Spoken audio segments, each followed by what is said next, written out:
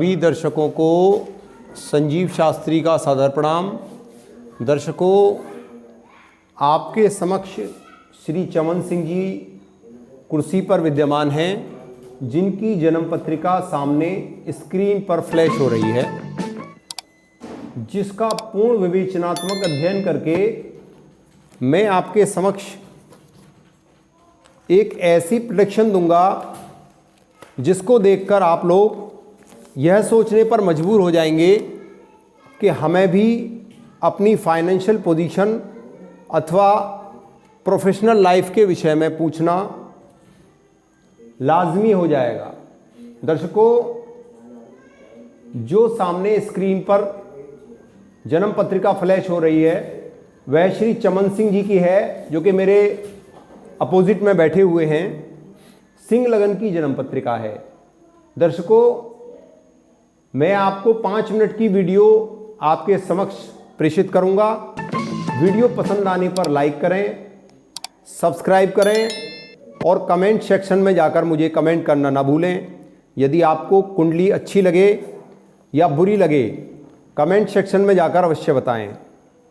सिंह लगन की जन्म पत्रिका है, शनिवार का जातक का जन्म है। दर्शकों, सबसे पहले मैं आपको बता दूं, किसी भी कुंडली का बल देखने के लिए सूर्य, चंद्र और लग्न लॉर्ड इन तीनों की प्लेसमेंट को अष्टक वर्ग में देखना अति आवश्यक होगा। अष्टक वर्ग में यदि हम इन तीनों की पोजीशन देखें तो वह कैसे देखेंगे? दर्शकों, अष्टक वर्ग में सबसे पहले हम यह देखेंगे कि लग्न लॉर्ड कहाँ बैठा है। लग्न लॉर्ड दर्शकों बैठा है लग्न में। सिंह राशि को सर्वाष्टक वर्ग में 32 अंक और अकेले सूर्य को 8 में से 5 अंक प्राप्त हैं। अतः लग्न कुंडली और सूर्य कुंडली एक ही हो गई। 32 अंक मिलना बहुत अच्छी बात है, क्योंकि 28 अंक को हम बहुत अच्छा मानते हैं। 28 से ऊपर अंक यदि हमें सूर्य कुंडली या लग्न कुंडली या चंद्र कुंडली में मिलते हैं तो वह एक अपने आप में एक्स्ट्रा ऑर्डिनरी जन्म पत्रिका मानी जाएगी। अब हम चंद्रमा पर चलते हैं। चंद्रमा इस कुंडली में 8वें हाउस में मीन राशि में विद्यमान है। दर्शकों, मीन राशि में चंद्रमा 24 अंक लेकर सर्वाष्टक वर्ग में 24 अंक लेकर बैठा है और भिन्नाष्टक वर्ग में 8 में से 4 अंक लिए हैं। अतः चंद्र कुंडली यहाँ पर कमजोर हुई, यानी कि लगन कुंडली और सूर्य कुंडली 32 अंक लेकर और सूर्य को 8 में से 5 अंक मिले हैं, तो सूर्य कुंडली तो काफ़ी बलवान हुई, लेकिन चंद्र कुंडली कमजोर हुई। कहने का तात्पर्य यह है कि जातक का जीवन में जो कॉन्फिडेंस लेवल होगा वह लगभग 60% होगा। दर्शकों, यह तो पूरी कुंडली की पावर हुई, यानी कि जातक का जीवन में यदि सुख और दुख का रेशियो देखा जाए तो वह 60% होगा। दर्शकों, अब जो मैं दूसरा टॉपिक लूंगा कुंडली का बल देखने के लिए, वो होगा चंद्रमा कहाँ बैठा है और उसकी लॉर्डशिप लिए जो प्लैनेट है वह चंद्रमा से कहाँ बैठा है। दर्शकों, चंद्रमा 8वें घर में बैठा है, जो काल पुरुष की कुंडली में मंगल का घर है, और जो कुंडली आपके समक्ष फ्लैश हो रही है उसमें वह बृहस्पति का घर है। दर्शकों, बृहस्पति चंद्रमा से केंद्र में बैठा है। अतः जातक की कुंडली में 5वां भाव एक्टिवेट है।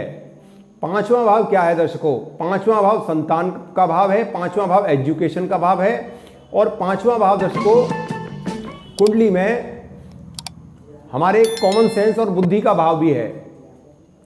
अतः 5वें भाव में बृहस्पति का अकेला बैठना यह एक प्रकार से शुभ भी है और अशुभ भी है, क्योंकि 5वें भाव में प्लेस वैल्यू के अकॉर्डिंग बृहस्पति को हम नेष्ट मानते हैं। अकेला बृहस्पति जहां बैठता है वहां के लिए बहुत शुभ नहीं माना जाता, परंतु क्योंकि यह अपनी मूल त्रिकोण राशिगत बैठा है तो वह बहुत अच्छा माना जाएगा। और ऐसे बृहस्पति पर शुक्र की दृष्टि जा रही है। दर्शकों, यह कुछ ऐसे योगा योग हैं जो कि जातक को काफ़ी बुद्धिमान और अच्छी संतति वाला एवं कुशाग्र एजुकेशन देने वाला बना रहा है। अब हम सीधे जातक की कुंडली में वर्तमान महादशा पर चलते हैं। दर्शकों, वर्तमान में क्योंकि 2022 में हम यह वीडियो बना रहे हैं तो हम आगे का भविष्य बताने का प्रयास कर रहे हैं। दर्शकों, जातक की कुंडली में चंद्रमा की महादशा में शनि का अंतर चल रहा है। अब हम कुंडली में चंद्रमा में शनि का क्या रोल रहेगा, जो कि इनकी कुंडली में आने वाला समय इनका कैसा रहेगा, इसका हम पूर्ण फलादेश आपको बताते हैं। चंद्रमा कुंडली में 12वें घर का लॉर्ड होकर 8वें घर में बैठा। दर्शकों, यह अपने आप में एक विपरीत राजयोग है, क्योंकि जब लग्न लॉर्ड की प्लेसमेंट लग्न में होगी तो यहां विपरीत राजयोग कहा जाएगा। विपरीत राजयोग की कंडीशन में चंद्रमा आ जाएगा। जब भी कुंडली में 12वें घर का लॉर्ड 8वें में बैठता है तो इसको विमल नामक, दर्शकों, विमल नामक विपरीत राजयोग कहा जाएगा, क्योंकि लग्न में सूर्य बलवान है। लग्नेश का लग्न में बैठना और भिन्नाष्टक वर्ग में 32 अंक लेना और सर्वाष्टक वर्ग में 32 अंक लेना और भिन्नाष्टक वर्ग में दर्शकों सूर्य को 8 में से 5 अंक लेना, यह बताता है कि लग्न लॉर्ड की प्लेसमेंट यहाँ पर काफ़ी बलवान है। सूर्य 10 डिग्री का केतु के नक्षत्र में होने से लग्नेश बलवान है, अतः चंद्रमा विपरीत राजयोग में आ गया। दर्शकों, विपरीत राजयोग का मतलब सीधा सीधा क्या होता है कि जातक के पास विपरीत परिस्थितियां आएंगी। दर्शकों, 3 जुलाई 2017 से चमन जी की महादशा चंद्रमा की चली। चमन जी की कुंडली में चंद्रमा 12वें घर का लॉर्ड होकर 8वें घर में बैठा है, जो कि विपरीत राजयोग बना रहा है। दर्शकों, विपरीत राजयोग का मतलब होता है कि जातक के पास परिस्थितियां विपरीत होंगी, लेकिन फिर भी उसके काम जो है वो रुकेंगे नहीं। परंतु अब हम यह देखते हैं कि चंद्रमा पर दृष्टिपात कौन कौन कर रहे हैं। दर्शकों, केवल मंगल 8वीं दृष्टि से चंद्रमा को देख रहा है। मंगल दर्शकों क्या है? मंगल एक पापी ग्रह है और मंगल चंद्रमा को देख रहा है। अतः अगर हम इसका फलादेश करें तो चंद्रमा में शनि का अंतर चल रहा है।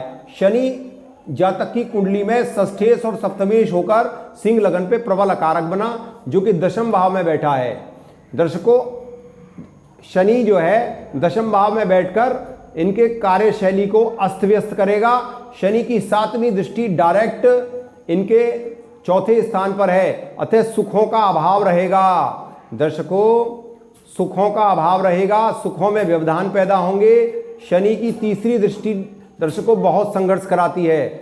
संघर्ष किससे कराएगी? दर्शकों, संघर्ष कराएगी खर्चों से, व्ययाधिक्य बहुत रहेगा। दर्शकों, चंद्रमा में शनि का अंतर व्ययाधिक्य कराएगा।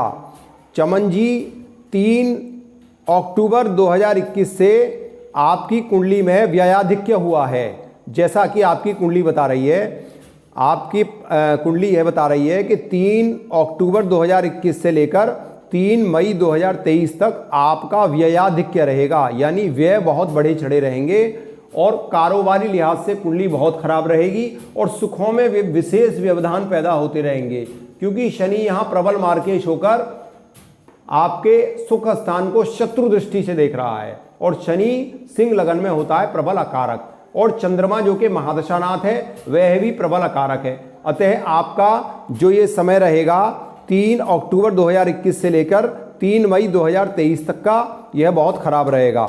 दर्शकों, वीडियो काफ़ी लंबी हो जाएगी, अतः मैं इसका दूसरा पार्ट भी आपके समक्ष प्रस्तुत करूंगा। मैं आपको यहीं वीडियो को विराम देने की आज्ञा चाहूँगा। दर्शकों, आज के लिए इतना ही। दर्शकों, नमस्कार।